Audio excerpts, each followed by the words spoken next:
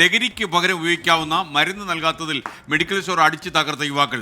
Thiruvananthapuram നെയ്യാറ്റിൻകരയിലെ Apollo medical സ്റ്റോറാണ് അടിച്ചു തകർത്തത്. ആക്രമണത്തിന്റെ ദൃശ്യങ്ങൾ 24 പ്രേക്ഷകർ ഇതാ കണ്ടുള്ളൂ.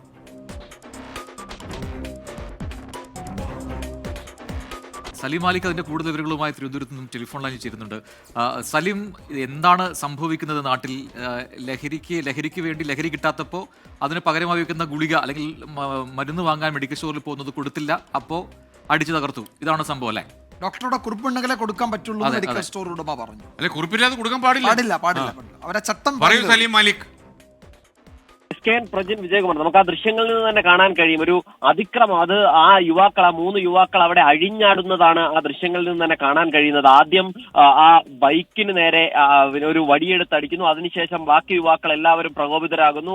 ആ കടയുടെ ചില്ല അടിച്ചു തകർക്കുന്നു. അത് കഴിഞ്ഞും മതിയാകാതെ ഒരു വലിയ പാറക്കല്ലെടുത്ത് ആ മെഡിക്കൽ സ്റ്റോറിലേക്ക് എറിയുന്നതൊക്കെ നമുക്ക് ആ ദൃശ്യങ്ങളിൽ നിന്ന് കാണാൻ കഴിയും. ഇവർ പറയുന്നത് ഇന്ന് പുലർച്ചെ 2 മണിയോടുകൂടിയായിരുന്നു ഈ സംഭവം ഉണ്ടായത്. നെയ്യാറ്റിൻകര ഹോസ്പിറ്റൽ ജംഗ്ഷന് സമീപത്ത് പ്രവർത്തിക്കുന്ന അപ്പോളോ മെഡിക്കൽ ഷോപ്പിലായിരുന്നു ആക്രമണം ഉണ്ടായത്.